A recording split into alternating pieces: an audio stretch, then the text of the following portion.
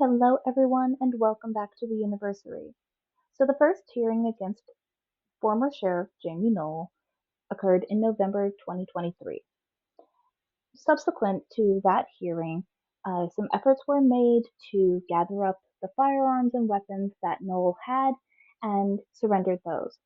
However, a subsequent um, search warrant for his house revealed at least two firearms, putting him in contempt of court. So this is the full hearing on that matter. Hope you enjoy.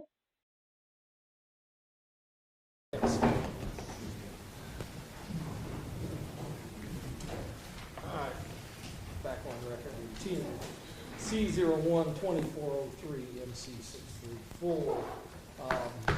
While we were in the other room, there was legal arguments and potential resolution of the issue. You'll notice that Ms. Collada is not here, and with her permission, we are going to commence the rule to show cause hearing. Mr. Hurd. How about this? Anybody that's going to testify, please stand, raise your right hand. Anybody.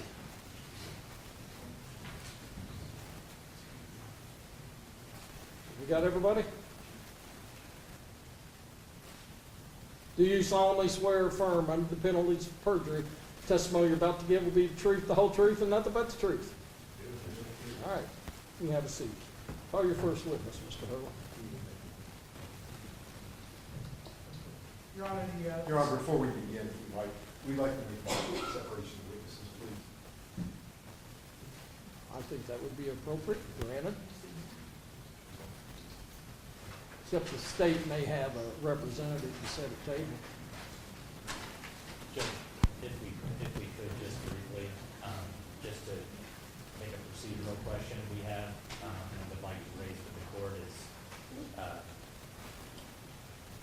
we'd like to understand and make sure that we are here relative to an indirect contempt filing on an issue today. And if that is correct, we would just ask that the procedures in Indiana Code 34-47-3-7 and ask for the appointment of a special judge relative to the requirements for indirect contempt findings in the state of Indiana. Thank you, Judge. Jamey Noel's residence. And are you familiar with that residence? I am. Have you been there before? Yes. Mr. Mitchell, I'm showing you what's been marked for identification purposes as State's Exhibit 1. Would you take a look at State's Exhibit 1? Okay, What is State's Exhibit 1? that's 3 Jamey Noel's residence. Is that the same address you just were speaking about assisting with a search warrant on March 13th? It is. Does that appear to be truly and accurately reflective of the outside of the residence on Tate Ridge? It does. No objection to State's Exhibit 1, Your So Honor. state's exhibit number 1 admitted without objection. You understand the move to admit? Admitted.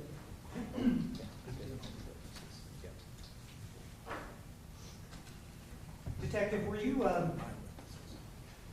in charge of the search warrant or the scene at Old Tate Ridge Road on March 13th? I was not. And who were you taking direction from? Lieutenant Jeff Herron with the Indiana State Police. Did you have any contact with the defendant, Jamey Noel, on that day? I saw him, but I didn't communicate with him. Did you have any conversation at all? I did not. What was your role once you got to Tate Bridge and you went into the home? To help search. And do you recall what you were searching for? We were searching for Tom James suits and apparel, shoes, belts. Were you searching for anything else with respect to Tom James clothing? Any receipts or documents associated with those items. Were you provided any type of lists of apparel items or things that you were specifically looking for? I was. Who provided that to you? Lieutenant Jeff Herron. Was that prior to the search or once you got to Tate Bridge? Once we got to the location. How was it decided where you were going to be searching specifically yourself? We just kind of communicated upstairs once the scene was secured, and I volunteered to go downstairs and start in the basement. Can you describe the basement to the judge? Your Honor, when you walk down into the basement, It opens up into a large living room type area, family room. There's another door that if you continue down the stairs, it goes into a back room, which is a movie theater area. And then I focused my search to the left when you walked into the back room, which was a table area where there was some Tom James suits and apparel. Was the basement a finished basement or a concrete basement? Well, it was finished with the exception of one part, which was kind of storage. There were shelves in there. Were there any living areas in the basement? I do believe there was at least one bedroom downstairs. Did you go to the basement alone or with any other troopers and or other state police employees? I don't remember if I was down there alone at any one given time, and I don't remember who went with me. There were various people that came down with me during the search. Detective, I'm showing you what's been marked for identification purposes, States Exhibits 2, 3, and 4. Do you recognize States 2, 3, and 4? I do. What are they? These are pictures of the area. When you come down the stairs and go into the back room to the left, this is the table and the area where I focused my initial search in the basement. So 2, 3, and 4 are a basement area? Correct.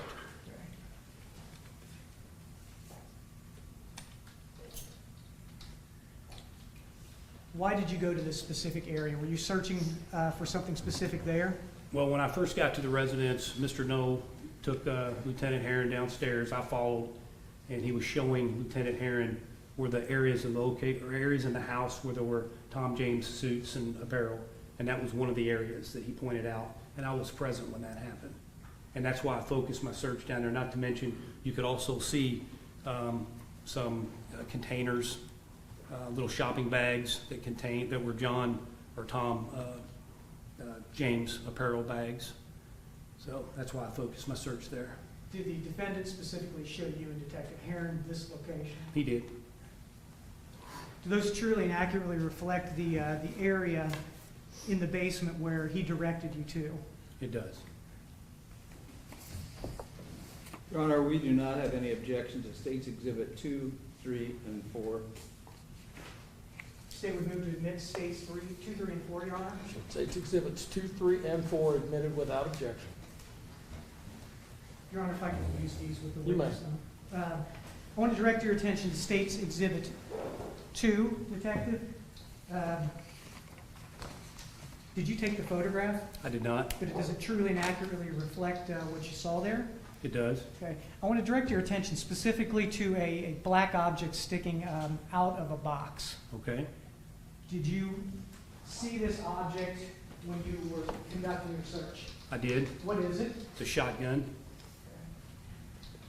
Was that shotgun examined in any way, shape, or form? It was. I looked to see if it was loaded. Right. And why did you do that? Well, I mean, I'm in that area searching, and firearms are dangerous. Did that cause you any kind of concern if there was a shotgun there? It did not. Now, the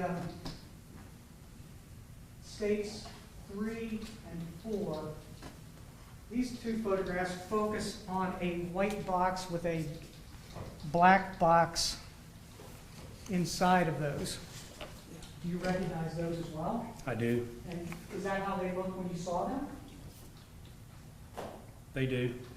Okay. Did you look inside of that large white box? I did. Okay, for what purpose? We're looking for any receipts, documents, belts, and other apparel. Okay. Did anything cause you any type of concern in that box? Well, when I moved the chair out, inside that box was 2 Smith & Wesson boxes, which Smith & Wesson is a firearm. And that's something you're familiar with, being a police officer for nearly 30 years? I am. Okay. Smith & Wesson is a brand? It is. Okay. Did you examine the contents of the box? I did. And what was inside the box? 2 firearms, handguns. Did they appear to be loaded? I don't believe they were. Once you noticed these 2 firearms, what did you do? I notified Detective Chris Hansen and Lieutenant Jeff Herron. And just for the record purposes, Detective, you're talking about in States Exhibit 2, the center of the picture, white box, black box, and the inside of it with a, you can at least see it says Smith on it. Yes, And then in State's Exhibit 3, you're talking about the white box on the chair. yes. Okay. Why did you notify Detective Heron once you located these two firearms? Well, it was my responsibility to let him know, having been here for the initial hearing and hear the judge ordered the defendant to only possess a shotgun. When I found the firearms, it's my responsibility to notify the lead detective, Lieutenant Jeff Heron, and I did. Obviously, those two Smith & Wesson were not shotguns. They were not. You saw a shotgun there and it didn't cause you any concern other than to make sure it was unloaded. Correct. You stated that you were here for a initial hearing with this particular defendant, with this particular judge. I was. Were you present when he was, I guess, told what he could keep and what he couldn't keep? Yes, Is that why you contacted Detective Heron? it was. Did you physically take these guns into your possession at the time? I did not. Ultimately, did the Indiana State Police take them into their possession? They did.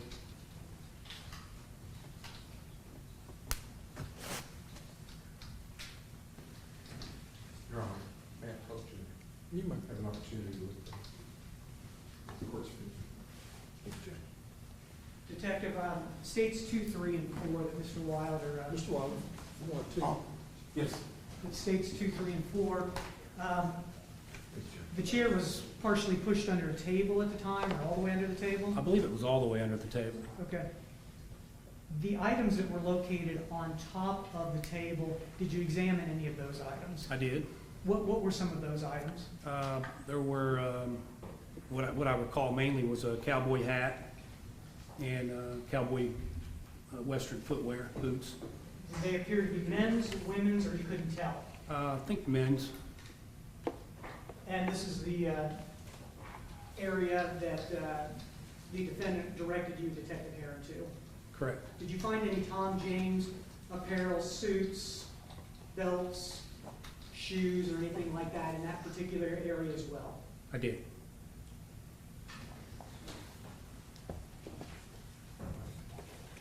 Your Honor, I don't have any other questions for Detective Mitchell. Cross-examination. Thank you, Your Honor. Yeah. Good afternoon, Detective. I want to talk to you a little bit about your role. You got on March 13th, you were asked to get a search warrant together, is that it? I did. Okay.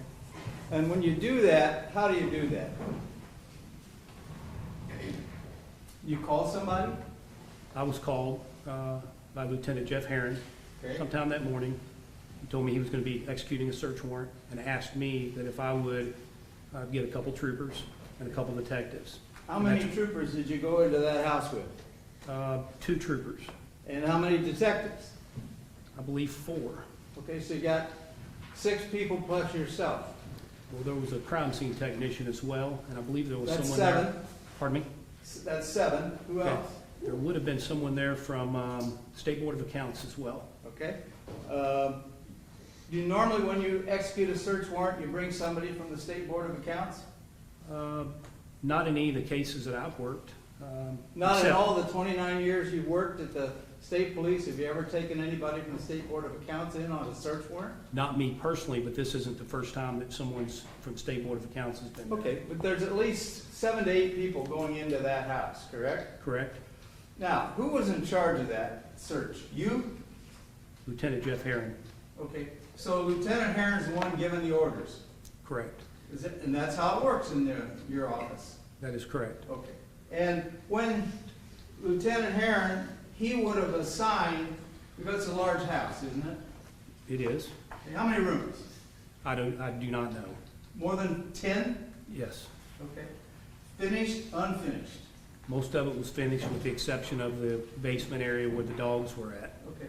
And what you had for the request of the search warrant were for clothing, is that correct? Clothing and documents and receipts associated with those clothing. Okay. Well, I noticed in the return of the search warrant, there isn't anything listed where you got any of this material. In other words, let me look you and see if you could refresh your recollection and tell me on item 2000, where'd you get it?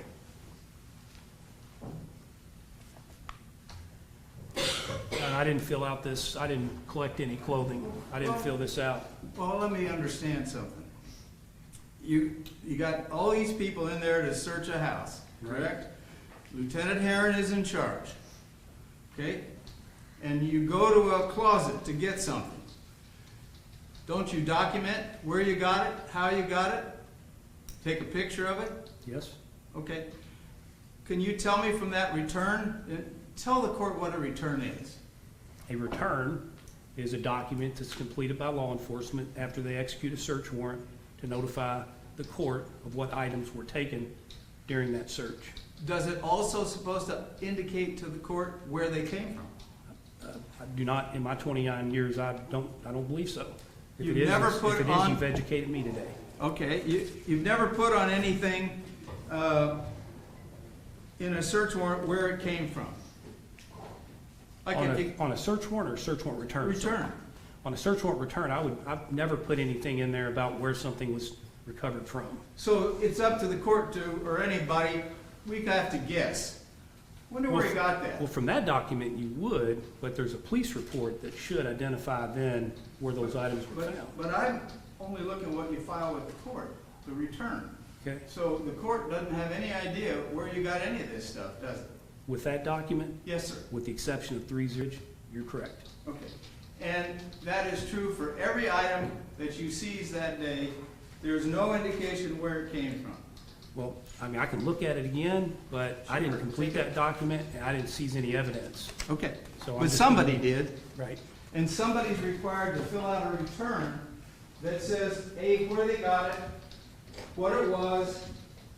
Is that correct? So this document that you have here for me to look at is an Indiana State Police Property Record Receipt Form, Okay? which is where you put the item down that you give the item and number, Okay. and then you give a description of items submitted, which is right here. Right. But But you don't give any That's what these are, but there's nowhere on this form for anyone to put, unless I guess you could write in that you found this item here, this item there, but this form is for items submitted. Sure.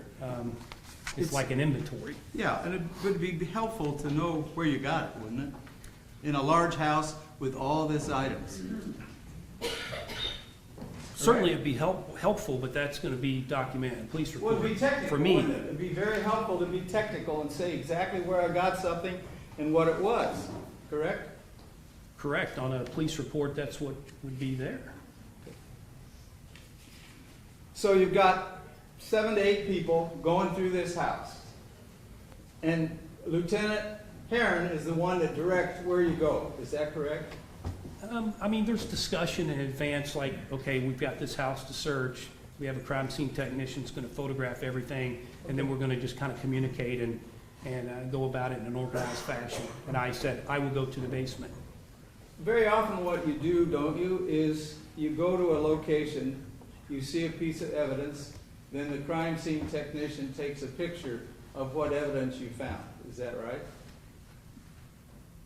Is that correct? Well, yes, but like in this case, the crime scene technician took photos prior to the I search. understand that. Then the search is conducted, item is found, you notify the crime scene technician who comes down and photographs that item, and then ultimately collects it.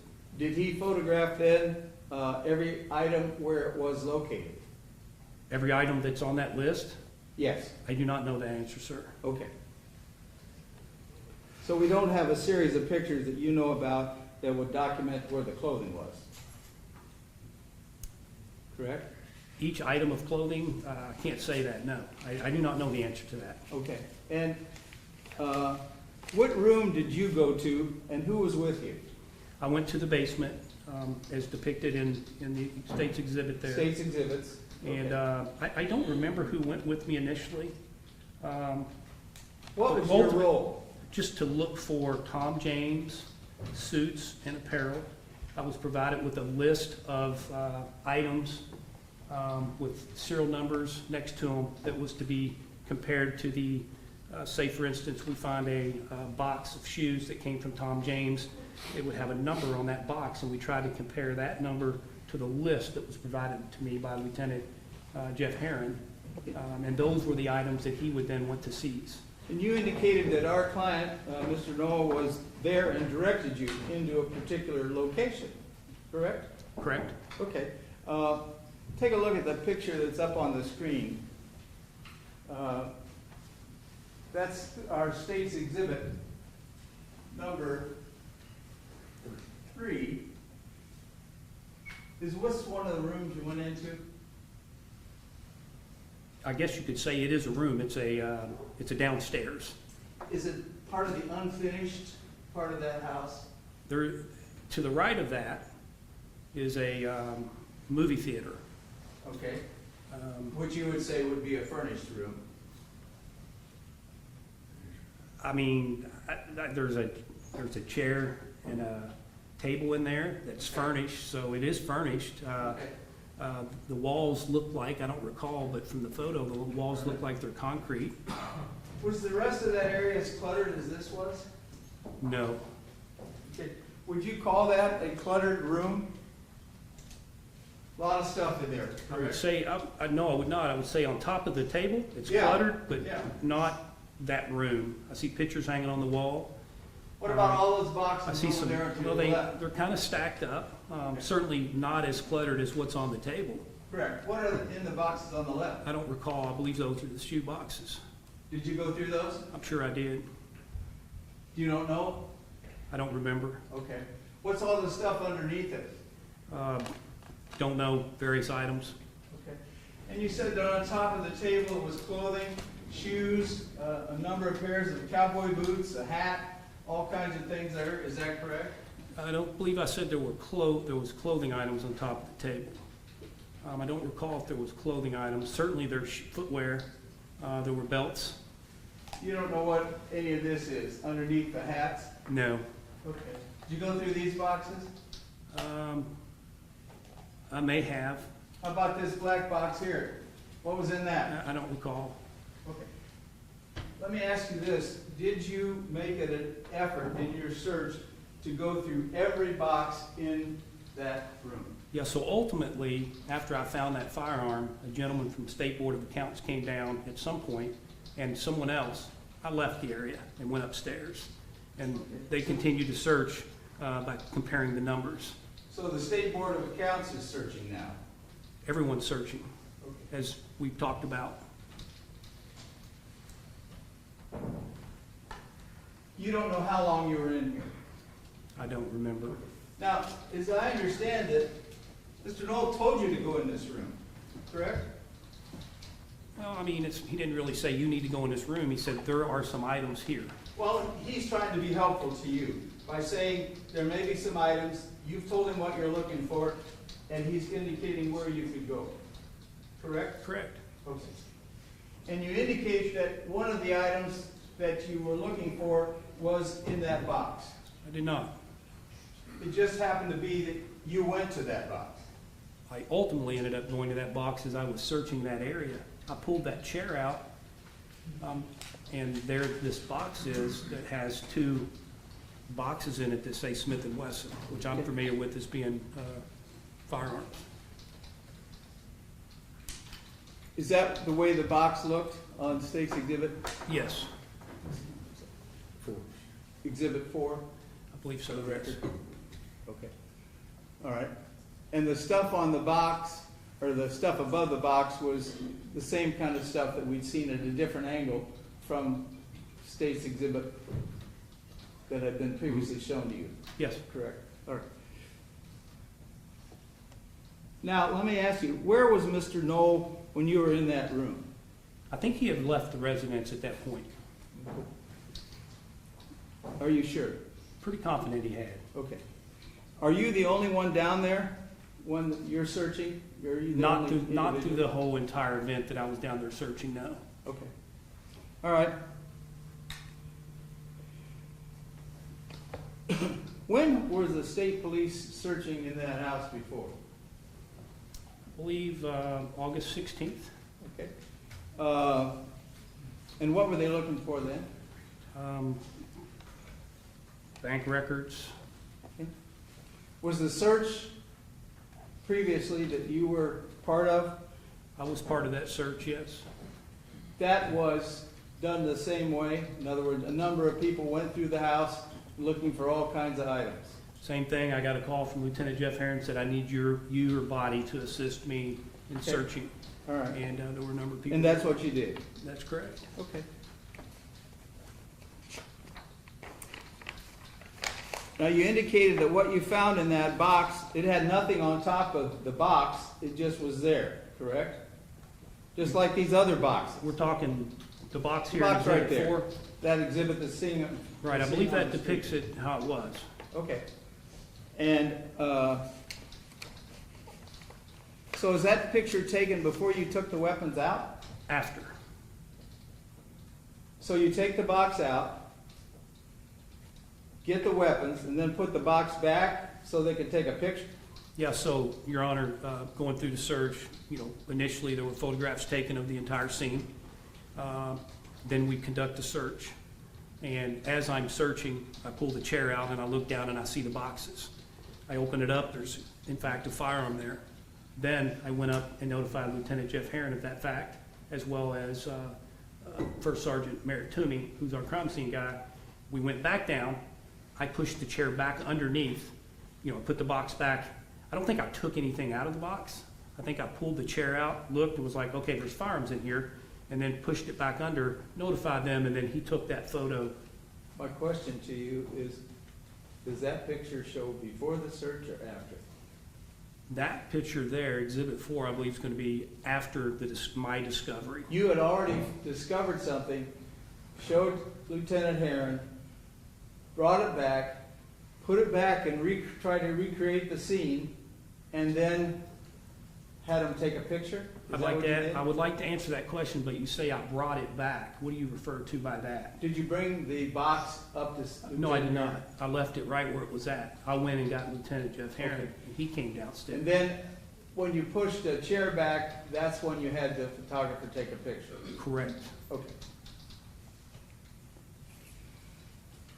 The two boxes that you found inside the large white box, there were weapons in there? They were, yes. Unloaded, I think you testified I on. believe they direct, were. Correct? I believe so, yes. What was their condition? I think they were brand new. I mean, they appeared to be. They were in the box that comes from the manufacturer. It appeared to be. Well, matter of fact, you had a receipt, didn't it? Show when it was purchased. I did not. I don't know the answer to that. Did you ever look through that box when you turned it over to Lieutenant Herron to find out when they were purchased? I did not. Okay. And you don't recall independently ever seeing a receipt in that box? I don't think so. Okay.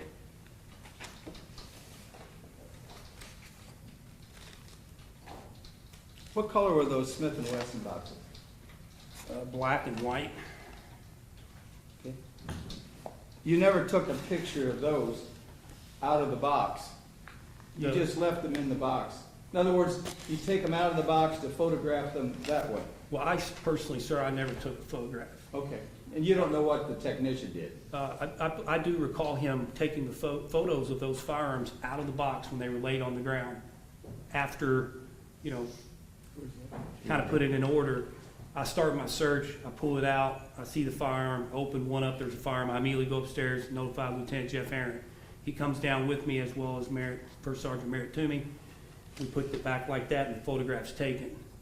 And then Lieutenant Jeff Herron makes the decision that those firearms are ultimately potentially going to be seized and they're photographed, taken out of the box. But we don't have that photograph. The one that you show, or at least testified to, that their guns were taken out of the box, put on the floor, and then photographed. I don't have that photograph with me, sir. Okay, and we haven't seen it yet.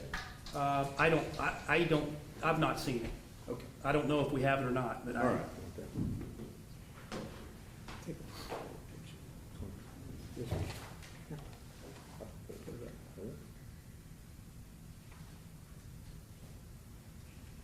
Do we have that number?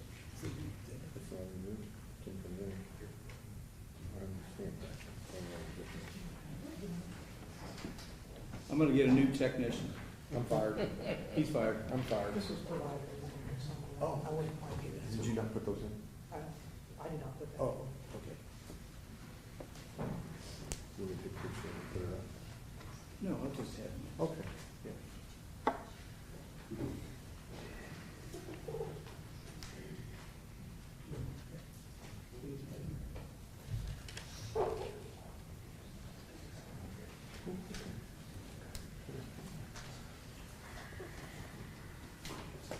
Officer Mulvaney was been marked for purpose of identification as defendant's exhibit now. And she's given it one. Can you identify what's in that picture? I see two Smith & Wesson firearm boxes, and I see two what appear to be Smith & Wesson firearms with two magazines and two boxes, 9mm Luger ammo. Does that refresh your recollection of what you saw that day? I believe so. Okay, thank you. This time, Your Honor, we would offer defendant's exhibit one. No objection, Your Honor. Show defendant's exhibit number 1 admitted without objection. May I see, Mr. Bowles? Yes, sir. Thank you, Your Honor. I'll give it right back. You can keep it. Well, thank you.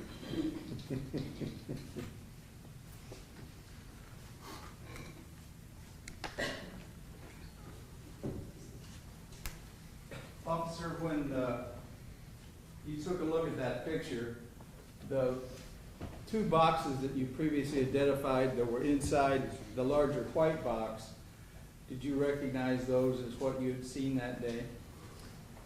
That photograph that you just showed me certainly appears to be similar type items discovered by me on that date.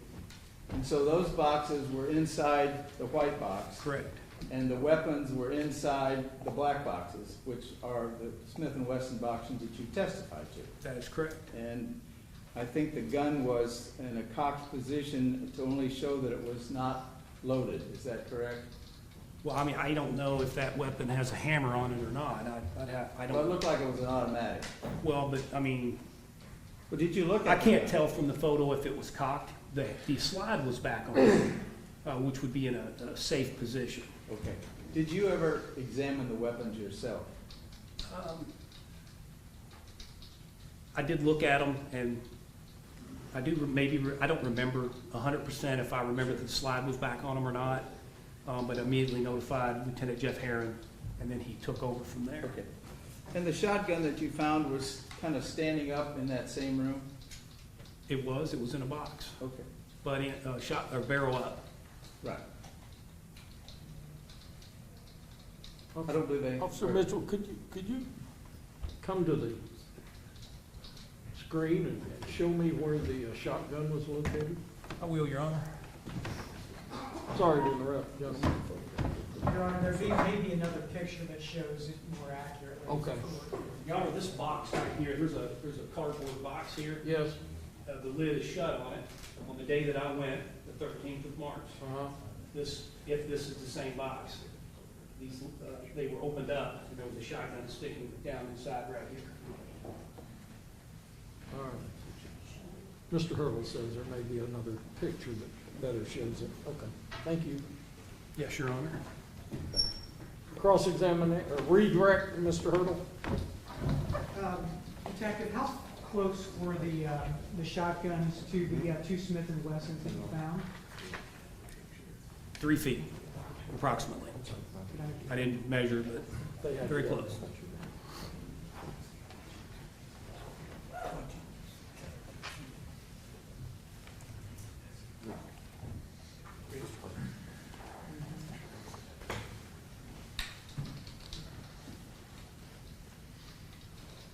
The shotgun? Just take it. I just want to let you know that's. Detective, I'm showing you State's Exhibit 2. The State's Exhibit 2, the black barrel, do you recognize that sticking out? The shotgun barrel sticking out there, I do. And, I'm sorry, approximately how close is that to the chair with the boxes of Smith & Wessons? A couple feet, 2 or 3 feet. Arm's approximately. distance from you and I? Yes. That's it, Your Honor. Anything else, Mr. Boyle? No, Your Honor. I think you're excused. Thank you, Your Honor. Receive release. Yes, sir. Officer, I'll remind you not to discuss your testimony with anybody, nor allow them to discuss their testimony with you until this matter has been completed. I understand, Your Honor. Call your next witness.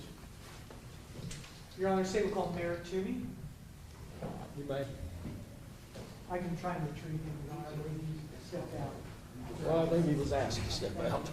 There was a motion.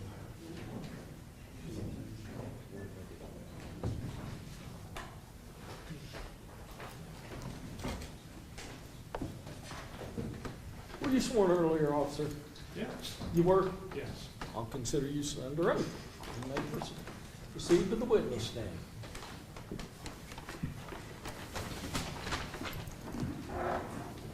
Proceed. Sir, would you state your name for the record? Merritt Toomey. And probably for the record, if you spell your first and last name. First name's Merritt, Merritt. Last name's Toomey, Toomey.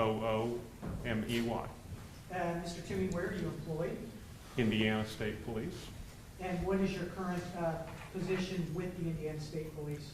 I'm a first sergeant in the crime scene section, I'm sorry, how long have you been with the state police? 32 years and a few months. And has it always been as a crime scene technician, a supervisor there? No, I started out as a road trooper, I was a detective, and then I was a crime scene investigator, and then just within the last year and a half, I became the supervisor. Is it appropriate to call you sergeant or first sergeant? What's I'll the, answer to either one. or sergeant, were you asked to be a part of a search warrant on Tay Bridge on March 13th, 2024? I was. Who reached out to you originally? That would be Lieutenant Herron. Have you worked with Detective Herron in the past ever before or not? On previous search warrants, I have. Were you familiar with the residence on Tay Bridge? It was my first time being there. And what was going to be your role on March 13th of this year? I was there to document the property. Were you to collect evidence or photograph in any way, shape, or form? I was photographing the property primarily until some evidence arose that needed to be collected. I want to direct your attention to the basement area. And were you brought down to the basement area to look at, photograph, and collect some evidence? I was. And what sort of evidence was that? There were 2 guns that were still in boxes. I'd have to refer to my notes to tell you the particulars. Do you recall who directed you to those guns? That would have been First Sergeant Mitchell. Do you work with First Sergeant Mitchell much? I do. Did you photograph those guns? I did. Were they in a box or out of a box when you first saw them? They were in the box that they came in from the company, and then both of those 2 boxes were inside of another cardboard box. So they were in their manufacturer's box Correct. inside of another box. Correct. And you photographed those? I did. I'm sorry, Your Honor, if I can have states 2, 3, and 4. I think they're over there.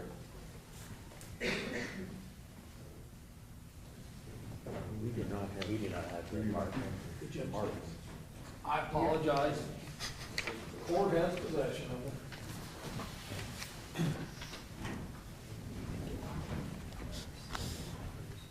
I'm showing you what's already been admitted as states 2, 3, and 4 were those photographs that you would have taken on March 13th of the area where the 2 guns were located.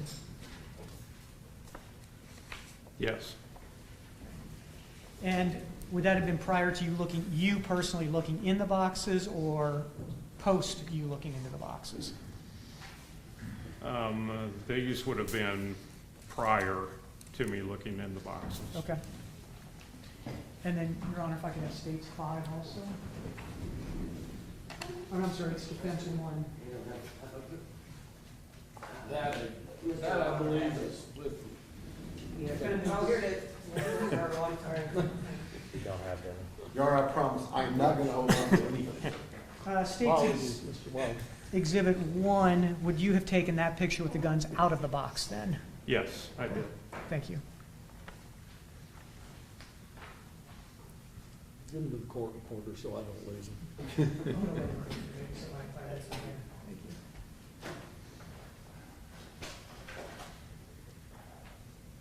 You collected those items, First Sergeant?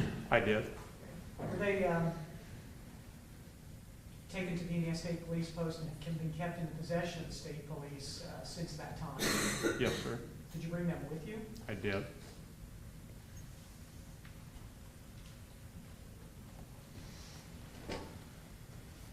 If you could please get them out of their boxes, please. I'm going to put a sticker on it marked States Exhibit 5 for the first one, the one on top, and States Exhibit 6 on the bottom one. Have those been in continuous custody of the state police, you said, since March 13th? Yes, sir. Had they been altered or in any way, shape, or form? I just sealed the box. Okay, would you seal the box Boxes. on that day or another day? These would have been taken to the post on the day that we collected them, put into secure storage, and then we would have packaged everything up another day. Are they sealed currently? Yes, they are. Is that with an evidence tape or seal that the state police uses regularly? Yes. Is it a lot of trouble for you to unseal them? You say to open it, and I Open, will. please. Let's start with States Exhibit 5.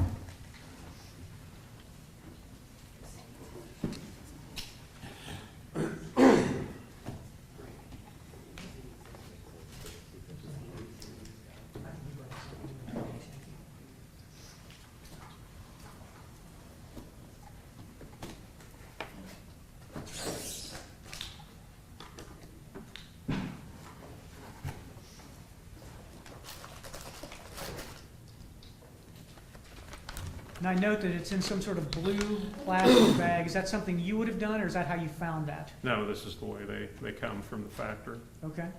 Could you take States Exhibit 5 out of the plastic? I'm going to put it in a safe mode here. Okay. Okay. Gun is empty, so. Does that good gun and appear to secure. be in basically the same condition as when you found it on March 13th? Yes. If you could, please put it back in the box. And just for the record, if you could do the same thing to States Exhibit 6, First Sergeant? Actually, don't put it back in yet. I want to look at it before we put it back in. Yes, sir. And Mr. Boyle may want to. Thank you, Your Honor. Your Honor, I'll let Mr. First Sergeant Toomey open that box while I show the Defense Counsel States Exhibit 5.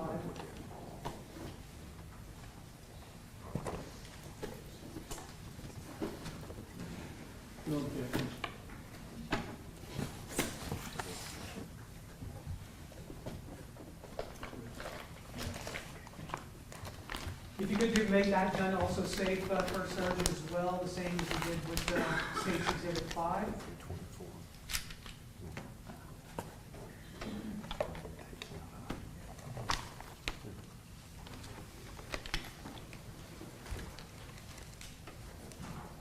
And does States Exhibit 6 appear to be in the same condition as when you collected on March 13th? Yes. If you could then please replace that back into the plastic container, and I will allow the Defense Counsel to review that as well. Officer Toomey, was this fingerprinted, or did you intend to have it fingerprinted, or No, sir. anything? So it's acceptable to touch Yes, without contaminating it? correct. If you could put it in the box, First Sergeant.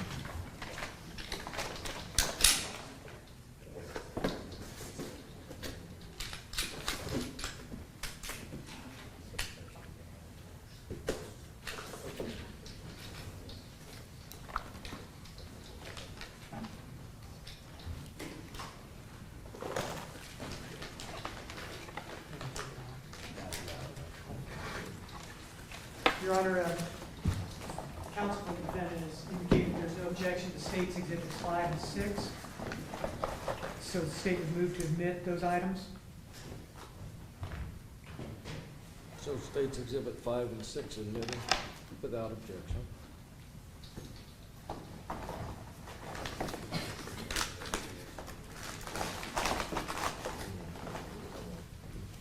Thank you.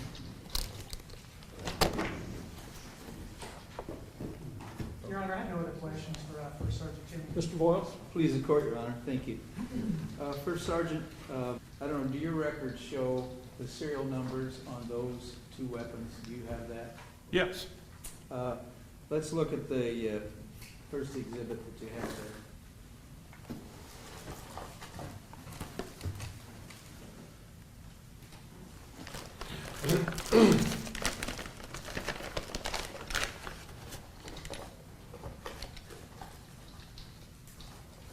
Yes, sir. Okay. Are you familiar with the Indiana State Police property record and receipt form? Yes, sir. Okay. Are you the one that fills it out, or does that then filled out by Lieutenant Aaron? No, I took them into evidence, so I would have filled it out. Okay, perfect. I'm looking at item number 2055. Yes, sir. It said that's a sealed cardboard box containing a Smith & Wesson MP Shield semi-automatic handgun. Does it have a serial number? It does. And what is that, sir? H as in Henry, N as in Nora, H as in Henry, 8324. Okay. And there's another item on there, a 2056. Yes, sir. Does that would be an indication of another weapon that was found?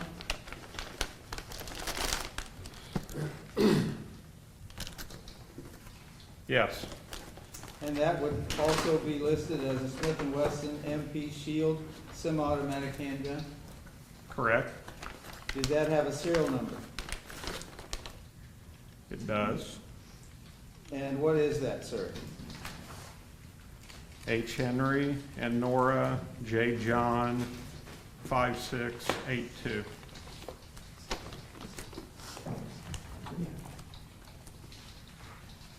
Now, when you fill out these property record and receipt forms, do you ever indicate on there where the item was found?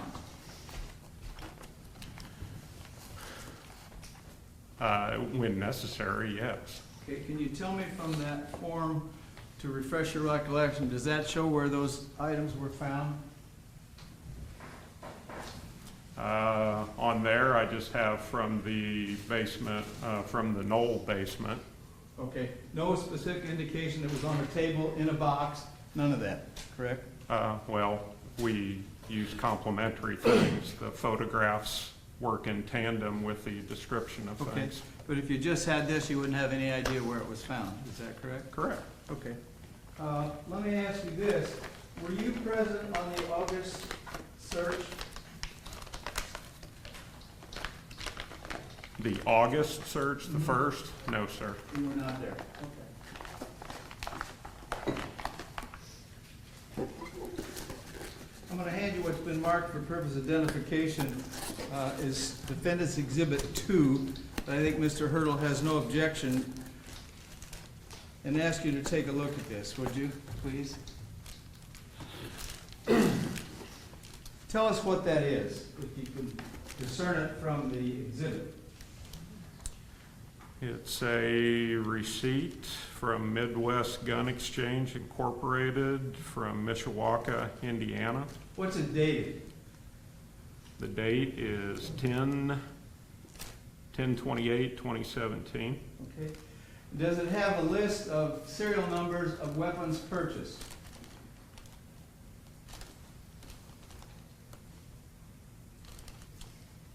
Yes, And would those two serial numbers that were purchased from the Mishawaka gun store in 2017 be the same as the two weapons that you previously identified in the state's direct examination? I don't have them memorized. I'd have to look at them You again. certainly can. You've got the weapons and you've got the receipt, so go right ahead.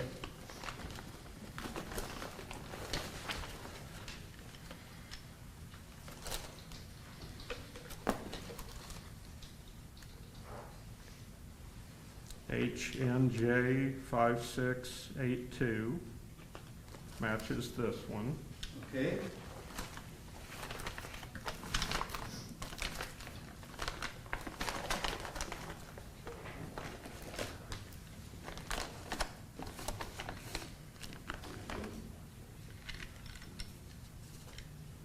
HNH 8324 matches the other one.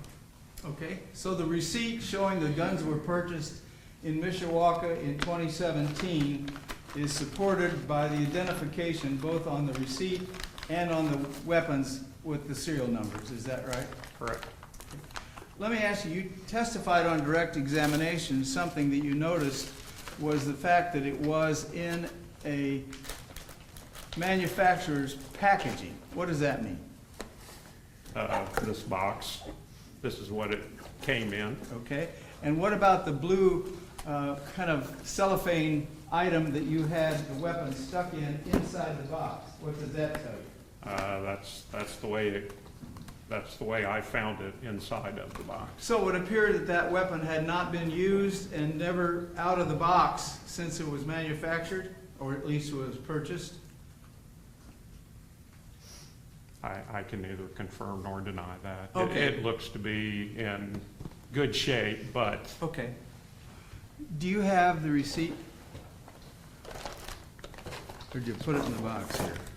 There you go, no problem. I've got to give this to the court or I'll get spanked here. Thank you, Mr. Chairman. You're welcome, Your Honor. do you need these anymore? No, sir, you can put them back. All right.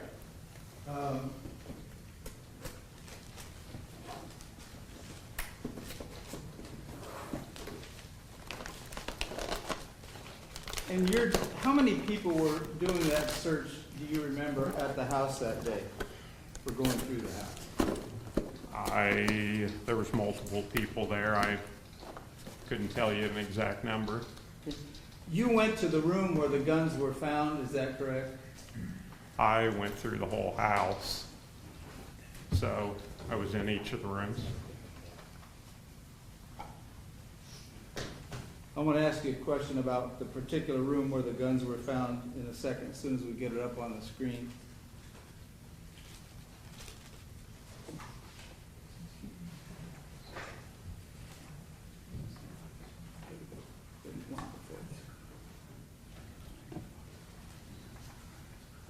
Taking a look, First Sergeant, at State's Exhibit number 3, did that appear to be the way the room looked when you were there? Yes, sir. Okay. And where did you believe the guns were found? Can you show us, from your observation here? You can see the side of the white cardboard box. This what? Yes. 22? Okay. And was the table in this array as you saw it that day? All kinds of other items on that? Yes, sir. Did it appear that that's been there for a while? That all those items have kind of been discarded down there? That's a possibility. Well, it could look like somebody's not using that room a great deal, correct? Because they've got a lot of stuff on the table. It's not like it's being used every day. I've been in a lot of different houses in a lot of different states, sir. Well, they all don't look alike, do they? Correct. This looks crowded, correct? Correct. All right.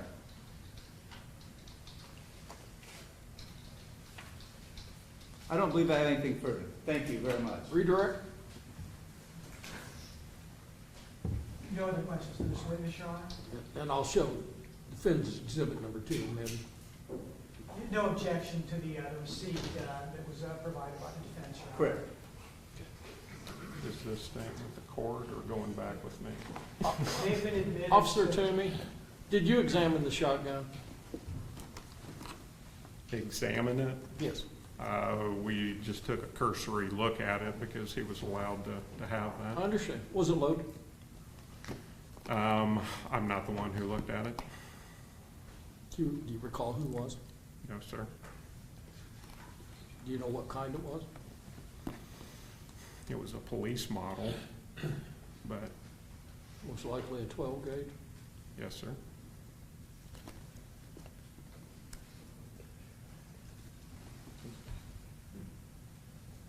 You keep a shotgun for personal protection in the basement in this crowded area? Feel free to object to anybody. Is that where you'd keep one? That is not where I would keep it, sir. Only if you're living in the basement. There you go. All right. Court has no further, if that prompts questions from either side. Not on the court's question, John. No, Your Honor. Officer Toomey, thank you. Is he released from his subpoena? Yes, Your Honor. You're free to go. I'll remind you, do not discuss your testimony with anybody. Do not allow anybody to discuss their testimony with you until this matter is completed. First Sergeant, I believe the guns need to stay. Yes. Who do I give them to? Miss Lori.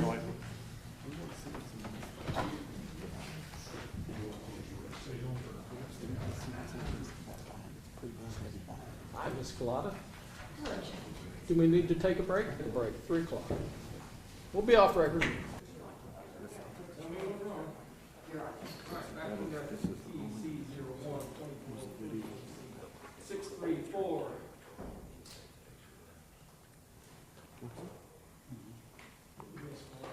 Oh, there you are.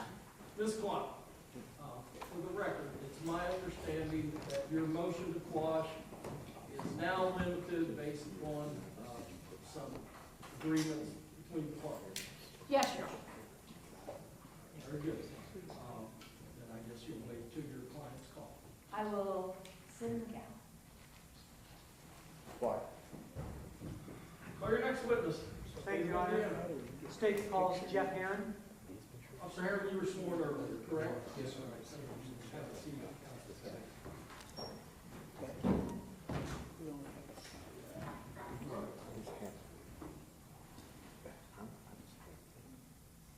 Sir, would you state your full name for the record?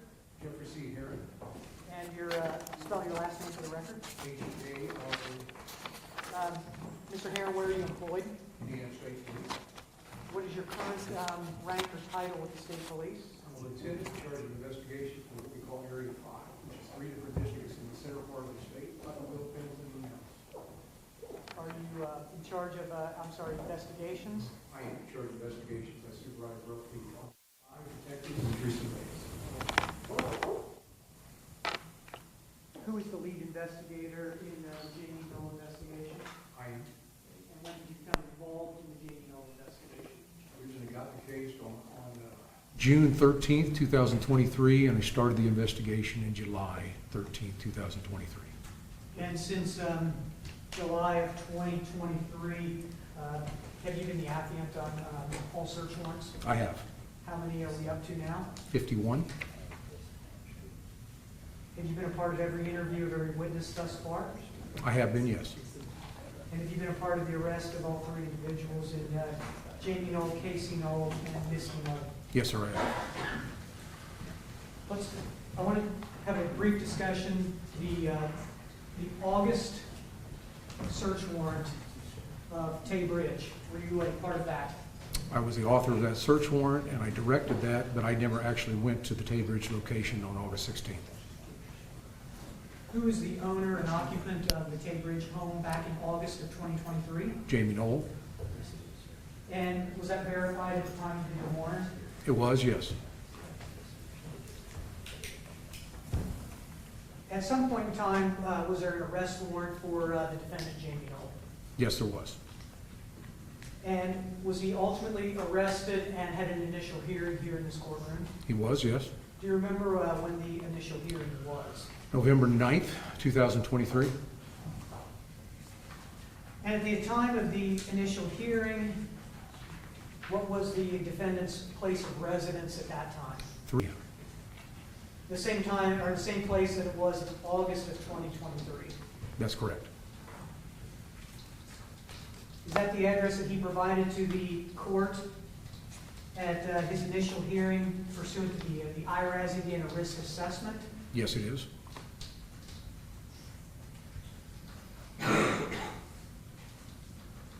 Were you present for that initial hearing? I was, yes, sir.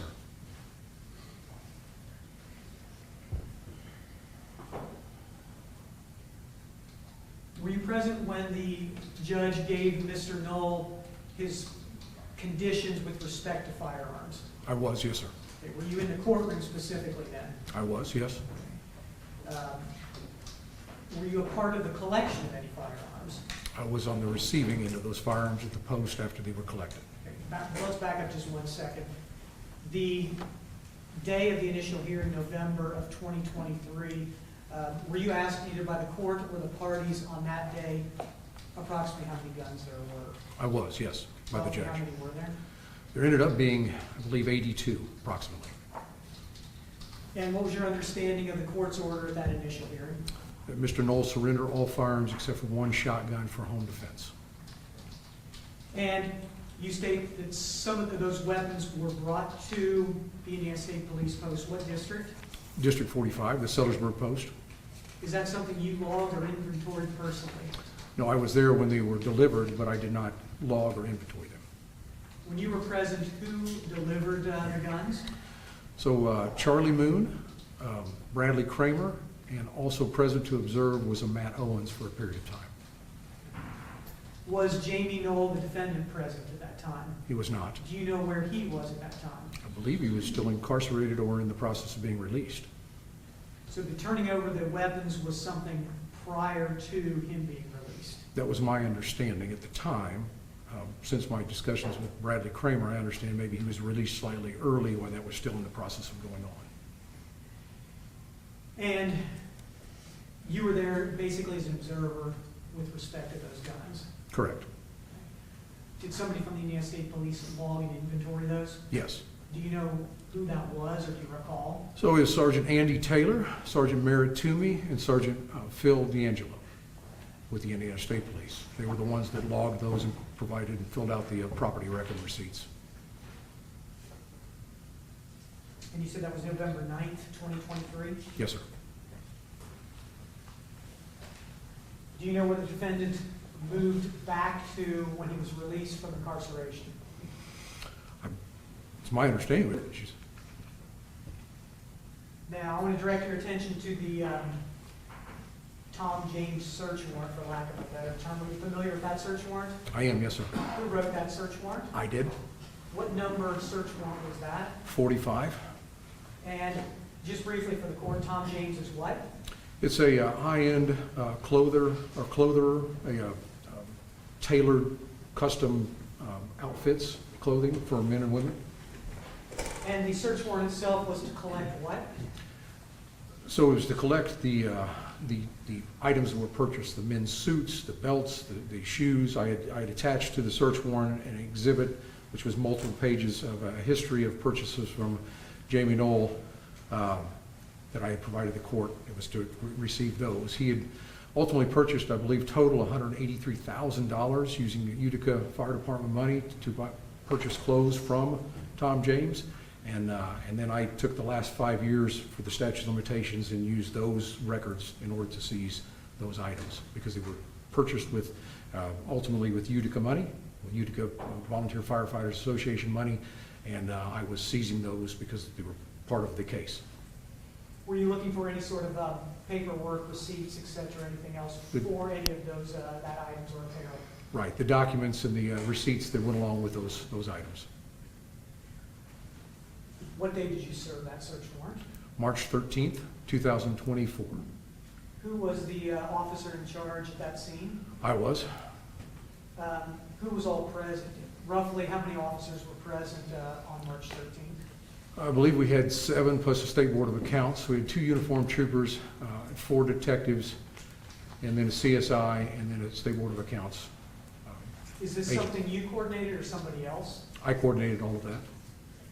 Once you received the warrant, did you immediately go to the house, explain how the March 13th kind of went? So I had, as I was looking through the different American Express purchases, I had saw the $183,000, and so I had contacted Tom James, and I ended up speaking to an attorney for that business. And then he provided those documents to me. And then during that conversation, he said that Mr. Noel had purchased a suit of clothing, various clothing, on, I believe it was December 22nd, 2023, and that those items had not been delivered yet. And then he told me later that those items would be delivered on March 13th, 2024. In the morning, he told me roughly between 9 and 9:30. Let me back up 1 second. He was arrested on November 9th. Correct. You provided information from Tom James that he used the Utica credit card on December 22nd, Yes, and the suit was going to be delivered on March 13th. correct.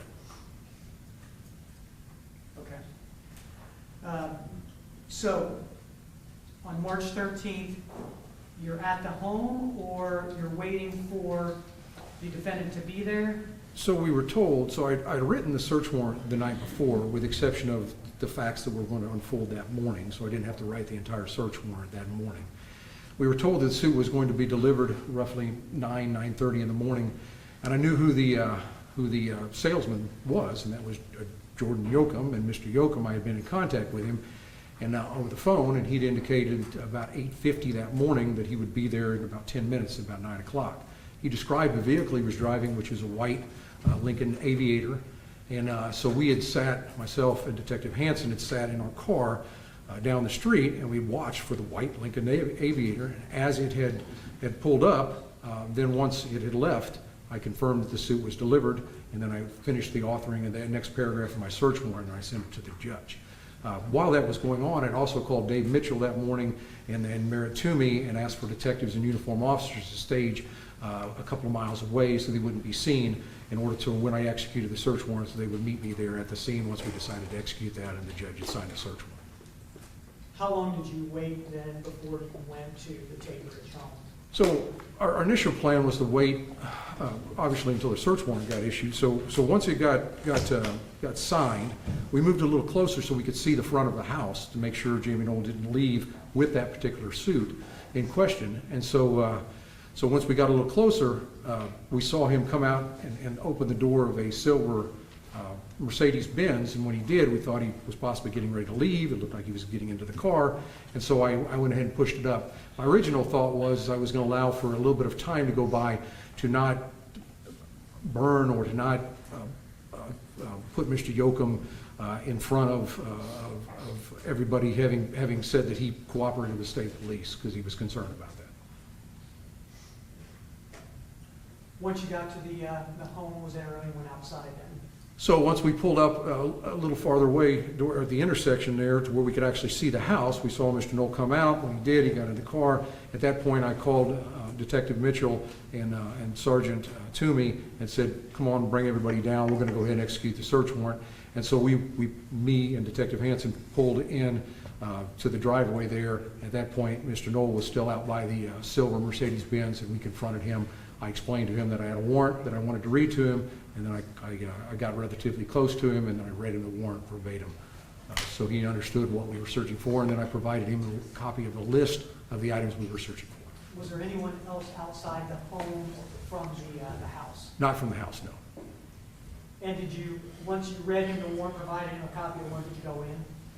We waited. He said, I asked him if anybody else were in the house. He said that both of his daughters, Casey and Gracie, were inside of the residence. I said, would you please call them? He called them on the phone with me being present there.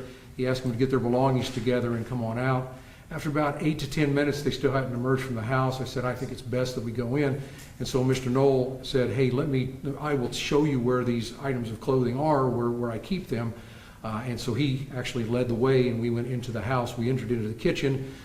As we entered into the kitchen, he walked over to the basement door. He opens the basement door. He yelled for Casey to come out. I apparently didn't know where she was at. And then Casey and Gracie came down the stairs from upstairs. And then at that point, we asked them to get their belongings and leave, and they did. And then after they left, He walked us down and showed us the suit that he just received, which was now on the couch in the living room, and then he walked us into the master bedroom and walked us around there and showed us where his different closets were, and then he turned and walked out, and then we walked down into the basement, and he showed us where other items were in the basement, which is over by that table that we've been talking to this afternoon. Did you detain the defendant there at the time then or not? I told him he was free to go. Did he leave? He eventually left. He left at, we served the warrant at about 10:34, 10:35 in the morning, and he left at about 10:50. So he stuck around about 15 to 16 minutes.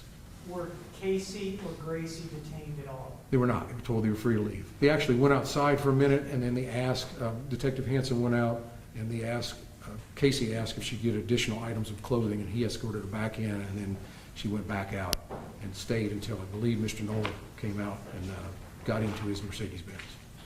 Once you started the search, had they already left? He actually got into a BMW. Once we started the search, yes. Well, merit to me, I had directed him to take photographs all around the house, which is standard procedure, and then once we got into the house, once it was secure and we figured there was nobody else in there, then he had started his photography throughout the house. Who determined who was going to search in which room of the home? We were all standing in the kitchen. We say, oh, that was the uniformed detectives, or uniform officers and the detectives, and I broke them up into teams. I sent Detective Mitchell and or First Sergeant Mitchell and James Donahoe and Chris Hansen down initially with him into the basement, and then the other detective, which your name escapes me, and then one of the uniformed troopers into Mr. Noel's bedroom to start doing a search. I provided both of them with copies of the list of the different items we were looking for and explained to them on those particular items. If I had been, having gone actually to met me with the attorney, he had showed me that on the inside pocket, each one of these particular suits were monogrammed. It had Jamey Noel's name on it. It had a lot number and a series of other numbers, and a lot of those numbers correlated with those documents that we had. So we were able to seize what we believed to be those exact items on that list. And you provided them lists? I provided both of them lists, both teams' list. Did you designate yourself to a particular area, or were you kind of monitoring what was happening? Because I was a supervisor, it was my crime scene or my case, I moved around throughout the day.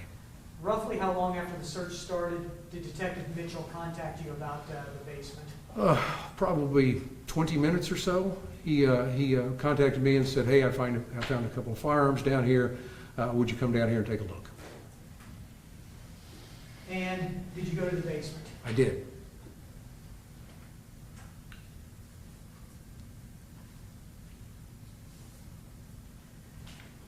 Detective, I'm showing you what's been marked for identification purposes, State's Exhibit 7. Okay.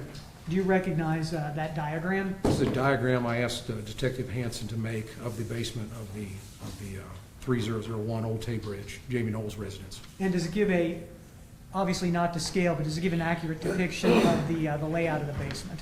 It does. It's not to scale, but it does. To me, that having been through that basement, it does lay out it is an accurate description of the basement.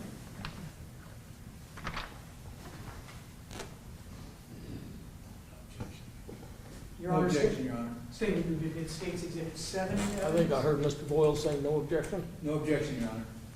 State's Exhibit 7 admitted for demonstrative purposes.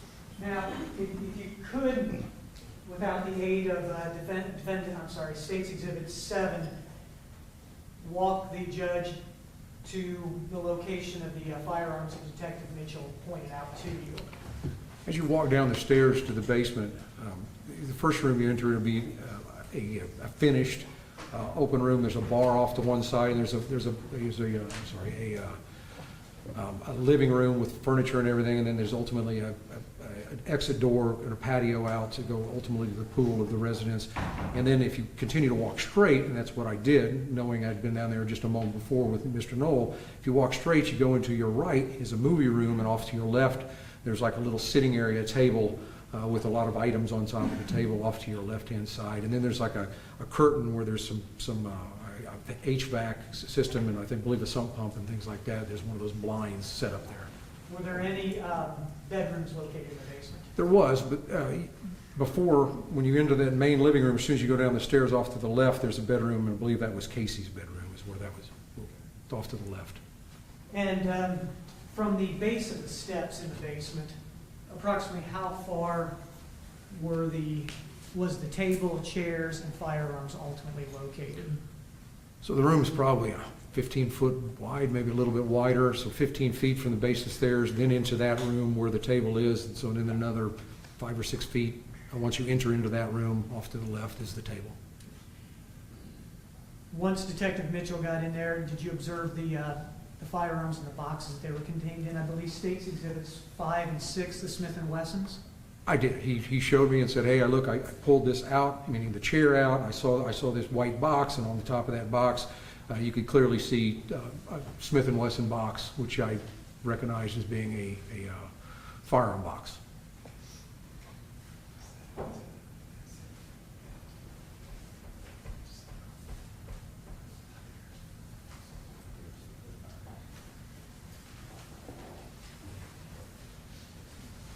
I'm showing you 4 pages titled State's Exhibits 8 and 9. You stated that you were present for the initial hearing of the defendant on November 9th. Yes. And the State's Exhibits 8 and 9, what are they? So State's Exhibit 8 is an order directing the transport and retention of certain firearms of the defendant. State's Exhibit 9 is order on initial hearing. And that's it. The firearms that were collected on March 13th, roughly a month ago, were those shotguns?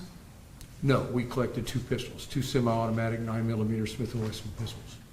Did you collect those based on these orders and the verbal order from the judge on November 9th, 2023? Yes. So I was present in the court when that order was issued by the judge. As during the search for our items of clothing, receipts, we found those 2 firearms. I immediately thought that would be contraband, so I asked for further instructions from you, but it was all my intentions because of hearing the judge's order, I was going to seize those items, and I did ultimately direct that those be seized.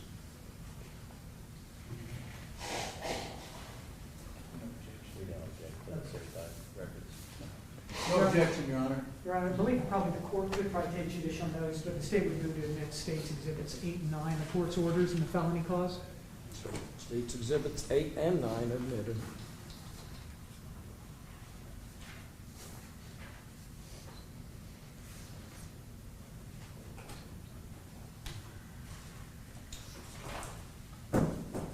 Did you also note a shotgun located in the basement? I did. Is that something that you collected? I did not collect, and I did not have it ordered be collected. Again, I was present for the judge's order that Mr. Noel retained 1 shotgun. Before we left, I made sure we did not find any other firearms, and therefore, that was the shotgun that I believed he was legally entitled to own or by the court, so I left that. Can you describe the shotgun to the court? I believe it was a pump shotgun, still had a tag on it, was not loaded, and it was sitting, it was in a box, and you could see the barrel sticking out, and I believe you had a picture of it earlier. So the exhibit that was admitted through Detective Mitchell, you would agree that that appears to be true and accurate of how you saw it that day also? Yes. The 2 Smith & Wesson in the boxes, do you know if they were loaded at the time? They were not loaded. Did you physically take them out of the boxes, examine them at all, and look at them? So Sergeant Toomey initially took them out. I did pick them up while he had them out after he was done taking photographs, and I got the serial numbers off them, and then ultimately called who I believe to be the seller of that firearm in order to verify that those were owned by Mr. Noel. The defendant admitted an exhibit, a receipt for those 2 weapons, and you were in the courtroom here just a little while ago when that happened. Yes. Was that your findings as well, that they were purchased from, I believe, Midwest Guns? Midwest Exchange, yes, and I got all the paperwork associated with that, including the 4473s, which is a federal document which the purchaser has to fill out, including their name and a list of questionnaires, and it included the serial numbers that were mentioned today, included those 2 firearms.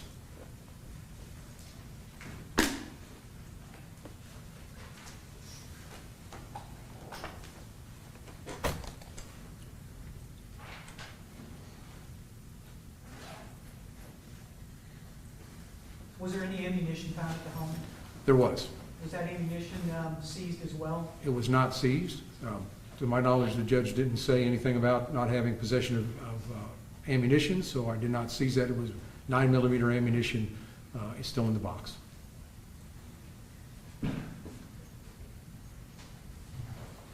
How long have you been with the state police? 35 years. And can you just tell us the different roles you had with the state police or ranks?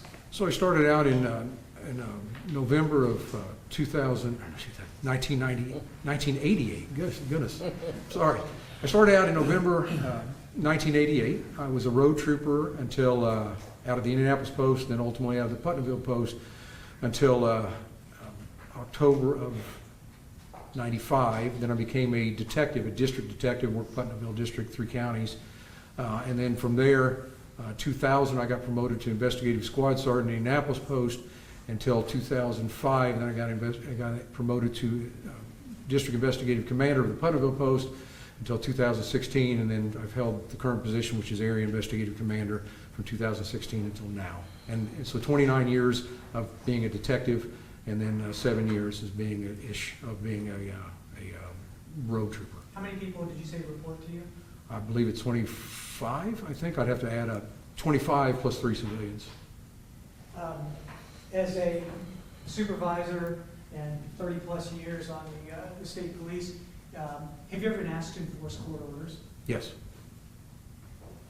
You ever disregard court orders? Not intentionally, no. What if your employees disregard court orders? They are instructed that's part of their duties, and if we, depending on the situation, they ultimately would get written up, and then we possibly look into the situation, and they could face disciplinary action depending on the degree of what they did or didn't do. Is a subpoena to come to court a court order? Yes. If somebody would disregard a subpoena, would that be important? Yes. They can get in trouble. Disciplinary possibility? Possibly.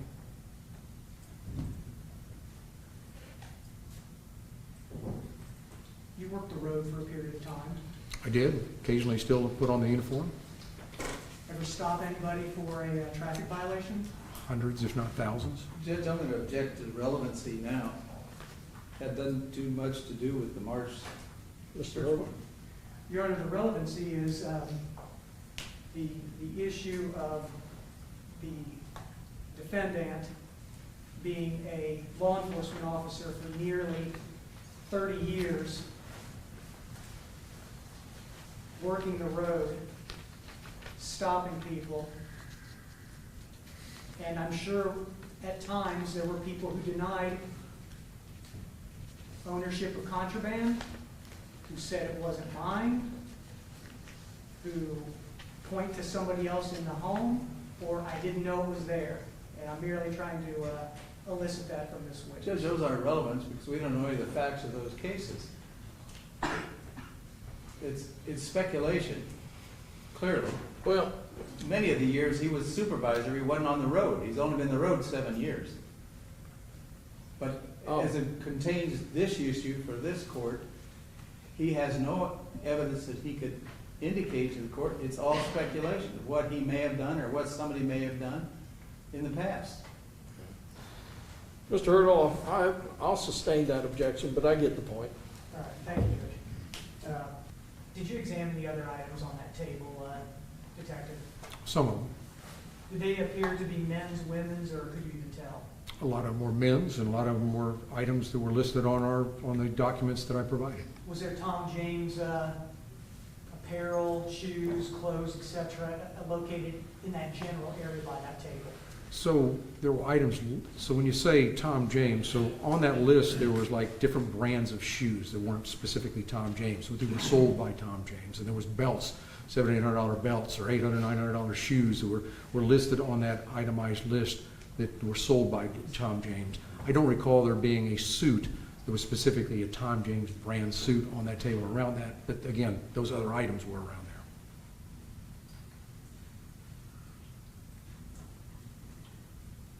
Judge, I don't believe I have any other questions for this witness. Cross-examination. Thank you, Your Honor. Please, the court. Lieutenant, let's go back a little ways in time. August 16th of 2023, Did you have an occasion to be involved in the search of Mr. Noel's home on that date?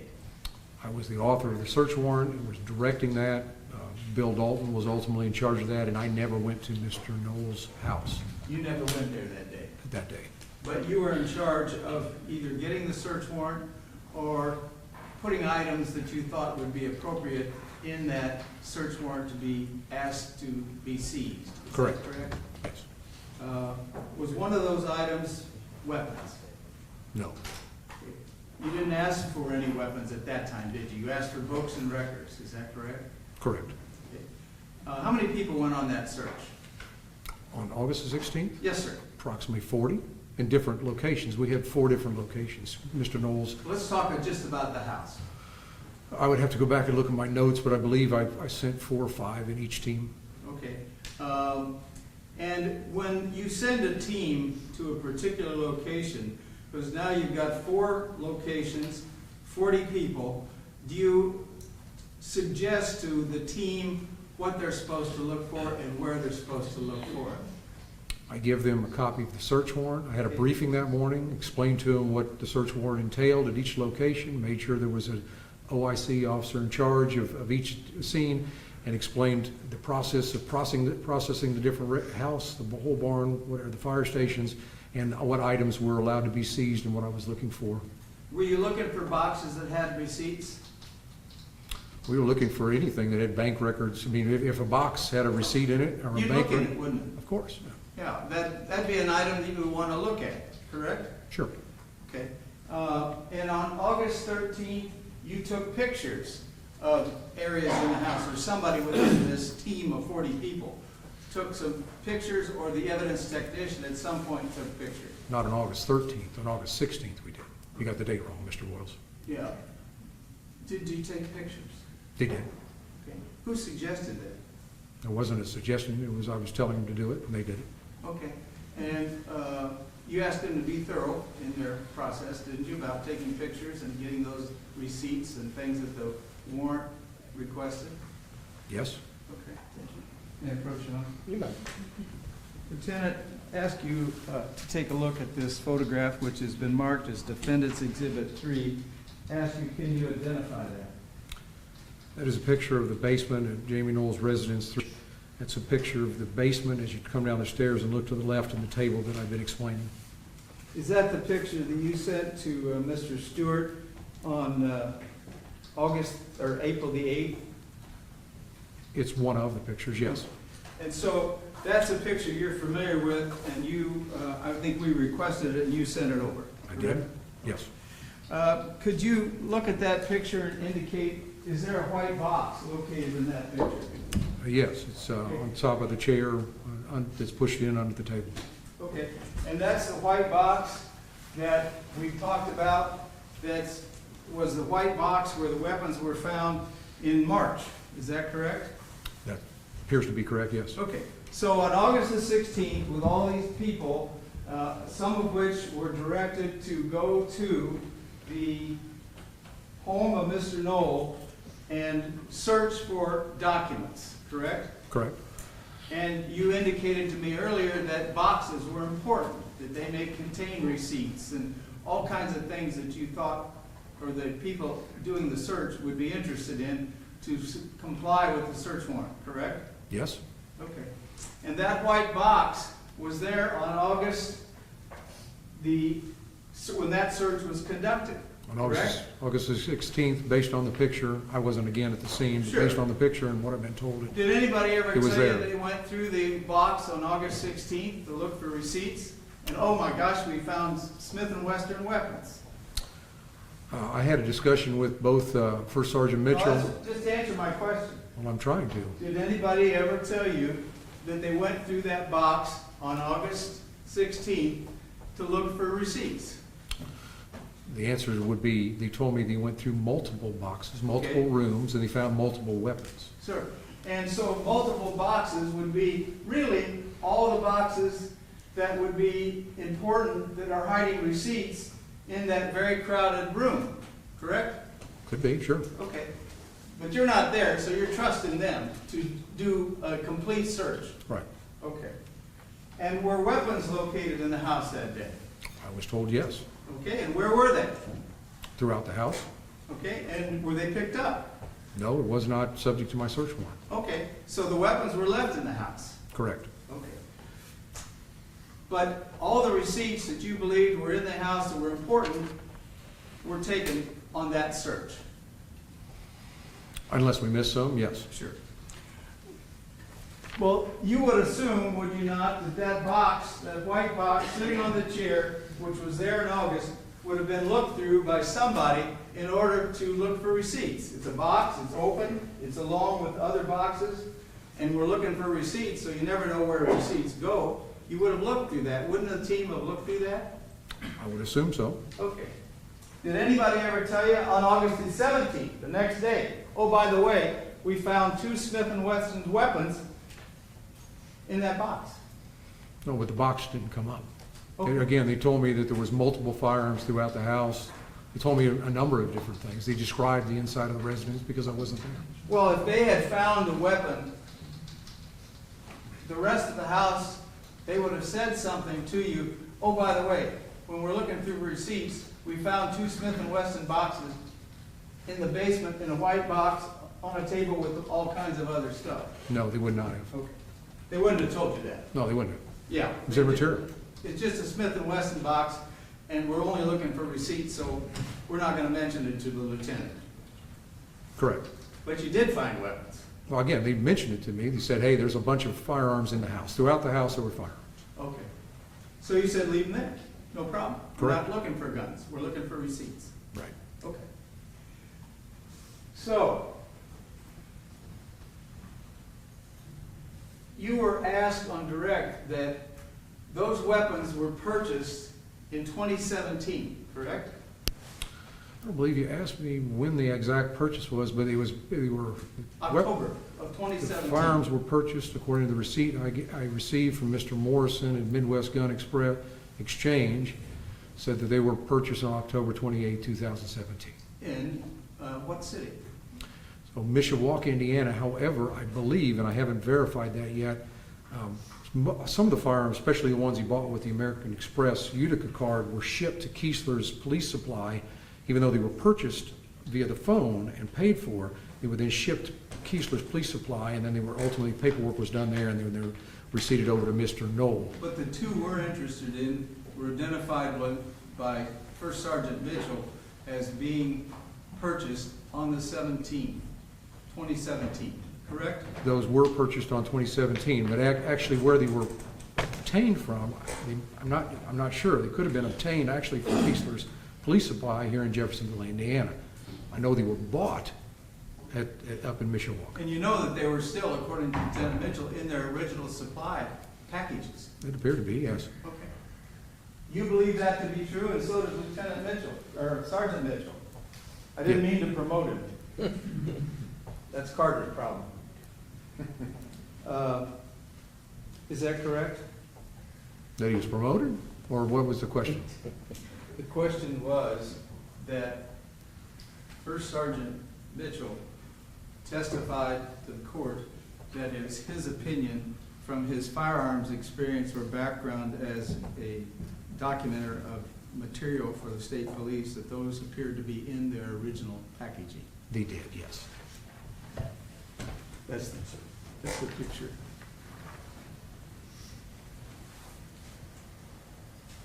Has this been admitted?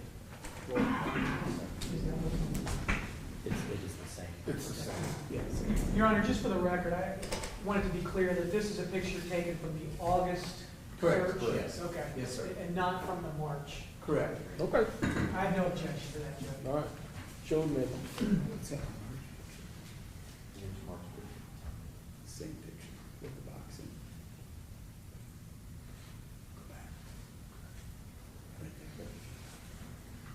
Lieutenant, I'm going to have you look at the screen. That is a picture that has been introduced by the state. Is that white box that was picture taken in March of 2024 appear to be the same white box that was in your picture in August of 2023? Yes. I have no further questions. Thank you, sir. Redirect.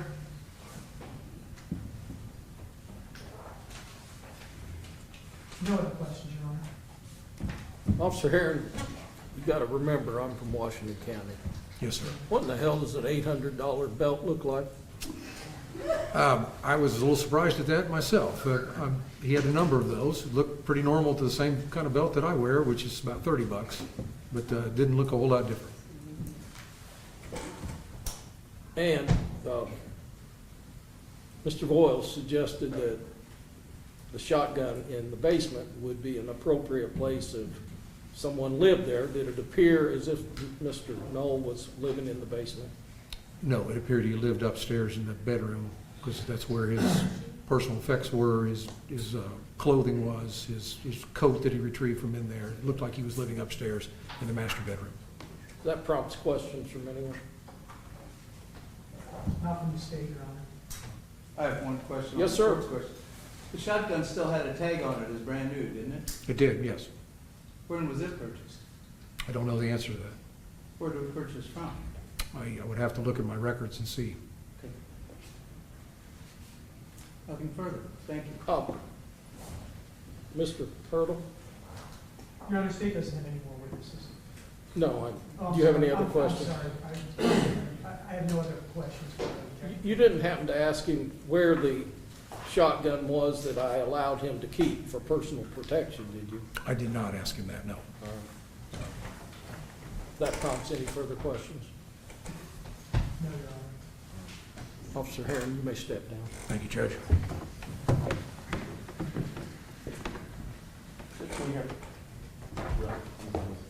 Any other witnesses, Mr. Hurdle? No, Your Honor. Wait just a moment. Right, just a moment. Just a moment before we go forward. How do you define a moment, Mr. Lowe?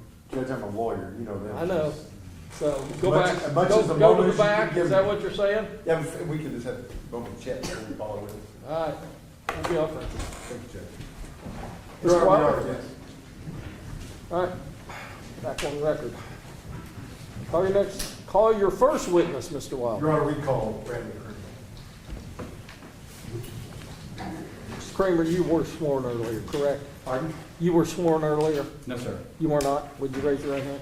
Do you solemnly swear or affirm under the penalties for perjury testimony you're about to give will be the truth, the whole truth, and nothing but the truth? Yes, Your Honor. Have a seat. Thank you. Answer counsel's questions, and the court may have some questions.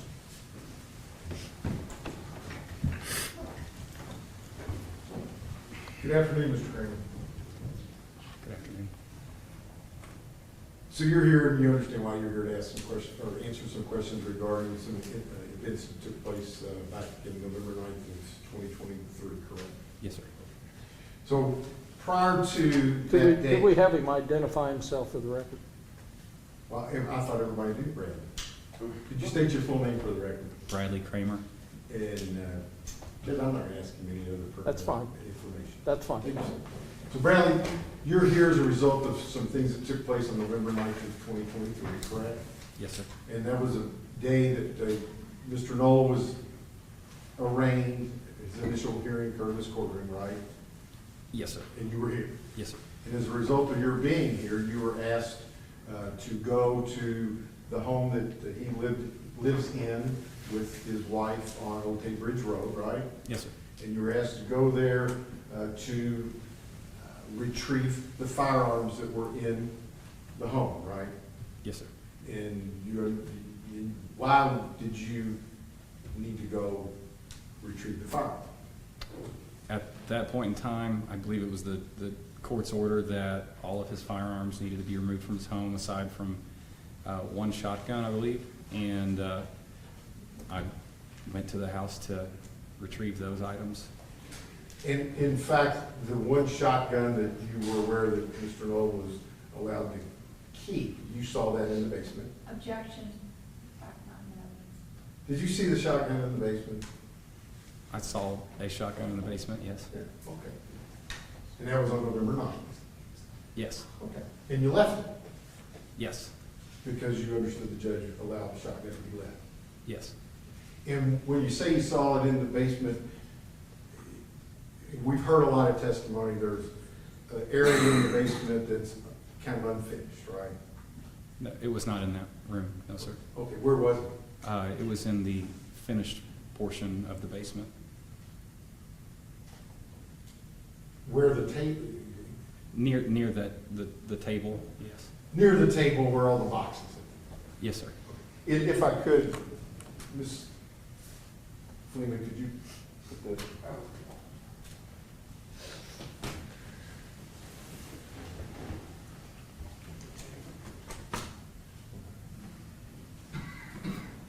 I don't see it, I've never seen that before. So. I'm just trying to figure out how we end up with this show, but we need to. Okay. So this has been put in, this is a photograph that's been put into evidence, Mr. Kramer.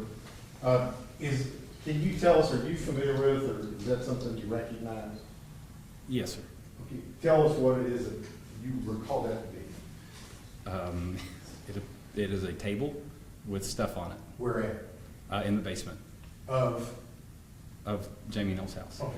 And this is this the area where you saw the shotgun that you left? Yeah, I believe so. It was in that general vicinity, yes. Okay. And so your purpose was to go to gather up the firearms, Yes. and you went with somebody, right? Yes, sir. It was Mr. Moon, Yes, sir. somebody you didn't know, No, sir. and you and Mr. Moon went in the house, Yes, sir. and you were going through the home to get the guns, Mm-hmm.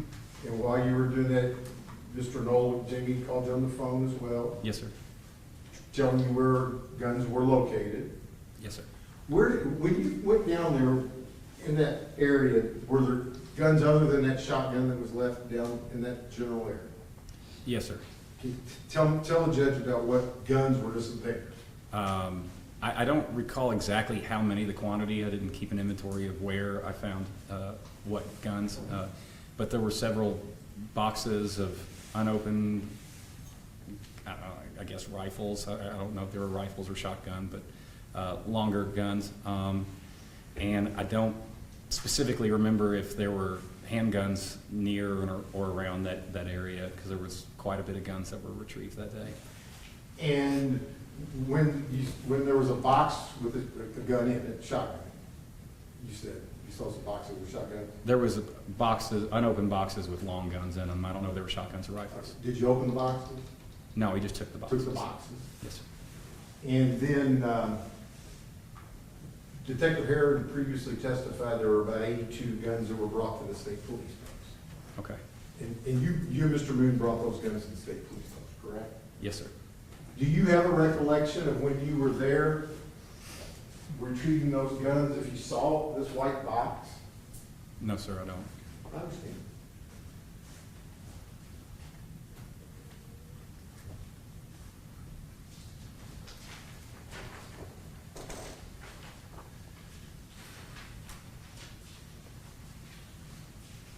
Mr. Kramer, when you were asked to assist in collecting all of the guns in the house,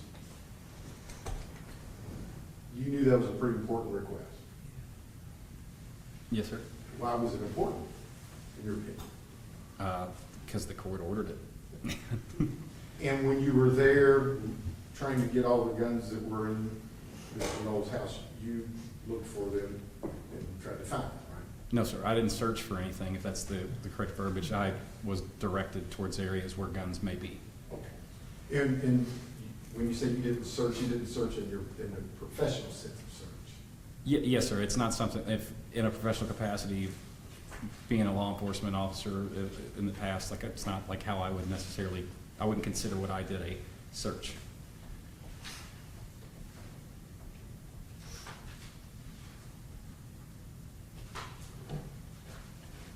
Thank you very much, Mr. Kramer. Mr. Herbert, cross-examination? I'm sorry, who directed you, Mr. Kramer, to the locations of the guns? Jamey did. And that was via telephone, Yeah. FaceTime, Zoom, what was it? Just telephone, yes, sir. Okay, so if he told you to look in a closet, you looked in a closet. If he told you to look in a drawer, you looked in a drawer. If he told you to look in the bedroom, you looked in the bedroom. Yes, sir.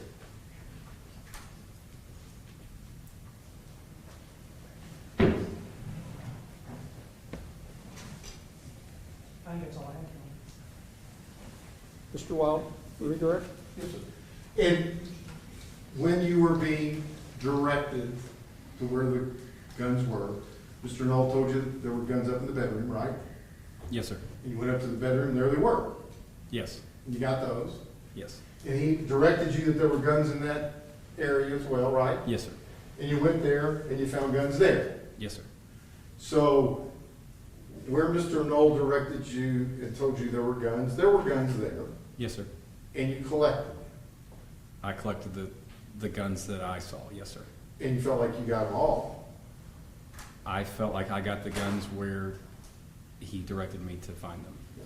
And he directed you and told you that there were guns here. Objection. State your objection. He didn't state that he was told to go there by Mr. Noel. Sustained. I think there's a mischaracterization of the testimony. If you could rephrase the Thank question. you. So when Mr. Noel was talking to you about where the guns were, right? Yes, sir. Did he tell you there were guns down in that part of the basement? Yes, sir. Okay. So Mr. Noel directed you to where the guns were, and you found guns in that area? Yes, right? sir. Okay. I have no further questions. Mr. Hurdle? No, Your Honor. Thank you, Mr. Kramer. Is he excused? Your Honor, we have no questions. Nothing from the state, Your Honor. You're free to go. Thank you, sir. If you leave the courtroom, I will direct you not to discuss your testimony with anybody, nor allow them to discuss their testimony with you or anything else about this matter until this matter is completed. I would very much like that. Thank you, sir. Thank you for your patience. Let's go on. Thank you, Judge. Call your next witness.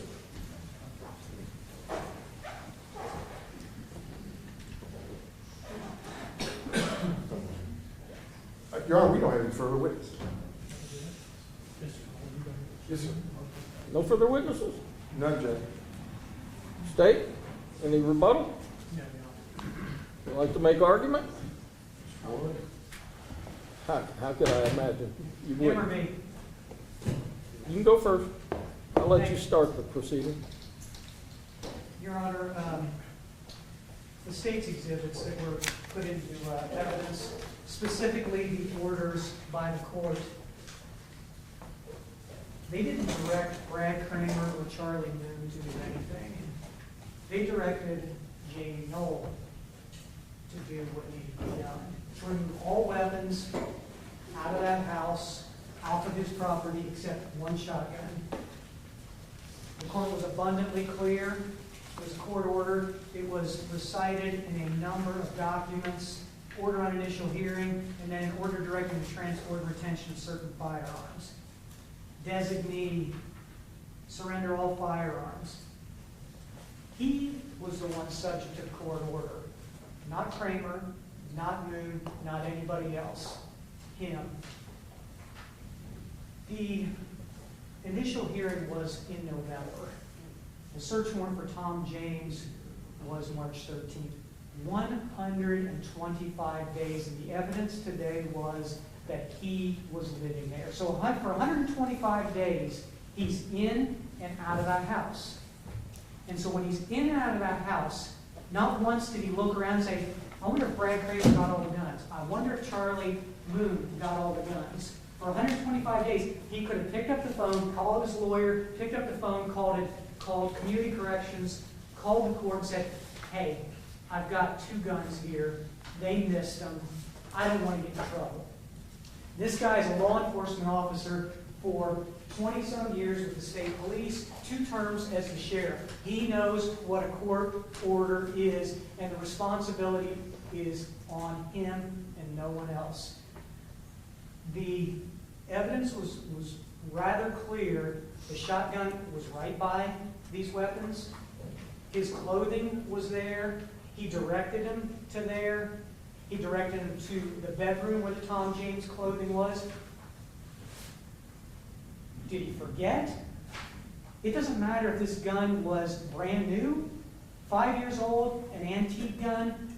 The court did not specify in its order that the gun had to be in good operating order. The gun had to be loaded. The gun had to be unloaded, the gun had to be in his bedroom, the gun had to be in his dresser drawer by his bed. None of those things happened. It was his responsibility, and the court, again, made it clear that that's what he was responsible for and no one else. The defense wants to talk about the issue of, didn't they look at these boxes back in August? Didn't they see these Smith & Wesson boxes? And it really doesn't matter. These firearms were not subject to a search warrant. And maybe they did open up the boxes and they see 2 firearms in it. The detective's going to say, put them back. Who cares? It doesn't matter because they were not subject. He was in lawful possession of those firearms at that time. Not until the court issued its order in November did it become a violation of the court order and subject to contempt possibilities.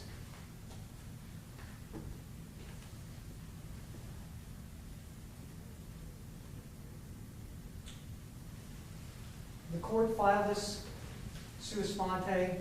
The court filed a rule to show cause based on a warrant returned by Detective Heron. He's been entitled to due process. That's what this hearing is for. He's had his due process. He's had his chance to say, this is why I shouldn't be held in contempt. That's not happened. Willful, intentional disobedience of a court order. That's what's happened here. Not an oversight, not an overlooking. Maybe there was an oversight on Brad Kramer. So what? It doesn't matter. The responsibility bears on him and him alone, and the accountability bears on him and him alone. So I'd ask the court to find him in indirect contempt for the violation of the court's order, that the burden's been met, and the state would ask the court to choose how best to deal with the violation and the contempt.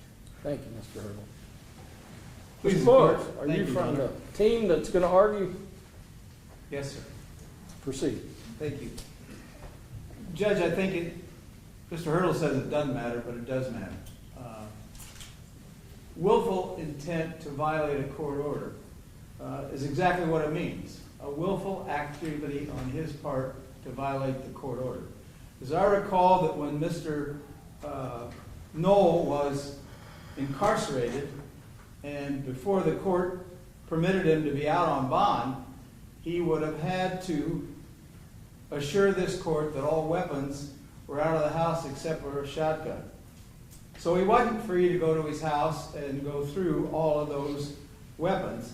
And so he did what, under those circumstances, would be a reasonable, ask people who, one of whom was in law enforcement, one of whom was a gentleman that Mr. Moon, who Mr. Kramer did not know, but they volunteered to go out and assist Mr. Noel in his responsibilities to this court in getting all those weapons. And they did that. And all those weapons were turned over to the state police. Now we know that in August, the state police had the photograph of the exact box in question in this case. And Mr. Hurdle may be right, that they went through and they noticed, but nobody at least made note because the weapons apparently weren't of any interest to anybody until after Mr. Noel was being arrested and required to turn them into the court. But if the state police knew that those weapons were in the house, they could have said, wait a minute, I think that theirs were missed because we're counting all the weapons, and those Smith & Wessons were in that box downstairs when we're looking for documents, weren't there. Do people make mistakes? Of course they do. But we know that those guns have been purchased since 2017 and they're in the same box, haven't been disturbed, haven't been out, haven't been touched, or at least no indication that they have by the state police themselves. We know that the court permitted him to have a shotgun, brand new, sitting in the basement. This does not rise itself, in my mind, to a fact that this is a willful contempt of this court order. I think that it was an inadvertent. Would I have done it differently? May very well have done it. I may have had someone else that I thought would be better an independent person to go to the house to make those choices about what was there and what wasn't there. Obviously, it's a room that doesn't get much attention because everything in the room was packed as if nobody has been in that room for quite some time. So I think that the argument that we're making would be that this is not a willful attempt of Mr. Noel to violate this court order. Was it inadvertent? Yes. Did he apologize for having those weapons there when he thought all of the weapons in the house had been accounted for except the one that this court permitted him to have? I don't believe, Your Honor, this has risen to a level of contempt of this court order. And we would respectfully ask the court to not find so. Thank you. Thank you, Mr. Boyle. Anything else from the state? No, Your Honor.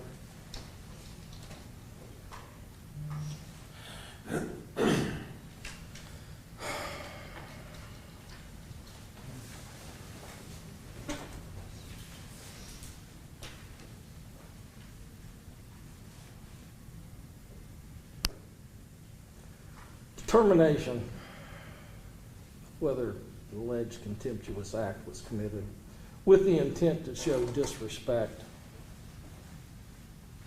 or defiance is a factual matter to be determined by the court.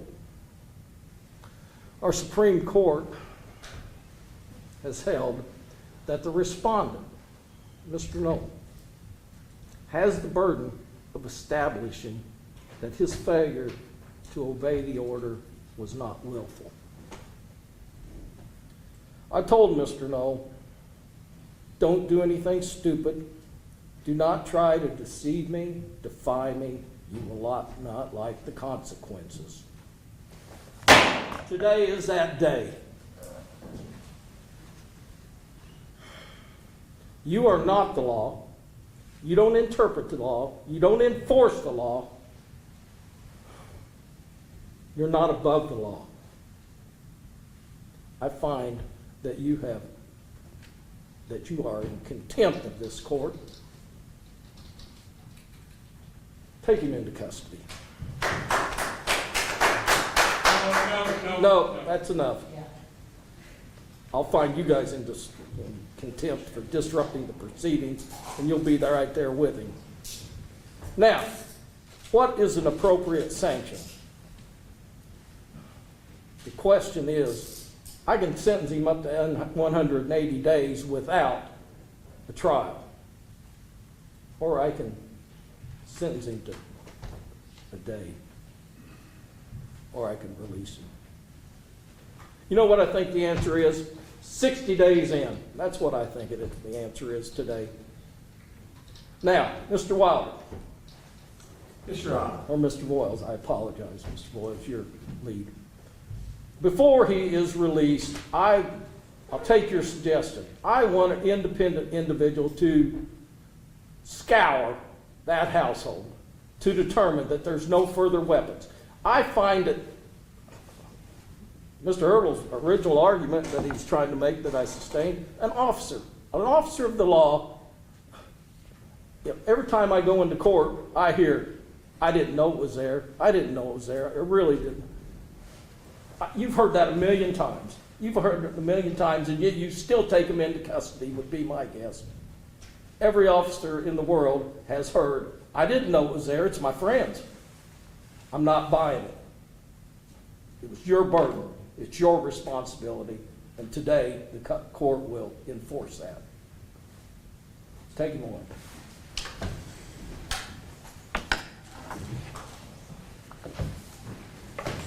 Anything else, Mr. Hurdle? Nothing to state. Mr. Boyles? No, we'll be approached. You may. Okay, guys, so that was a lot. I personally think that the judge made the absolute right decision. It was a little intense, and that gavel bang made me jump sky high. I don't know about you, but I do think it was an appropriate sentence. And there's one more hearing available so far, and I will be processing that and getting it up ASAP, and then we'll see where it goes from there. Hope you enjoyed.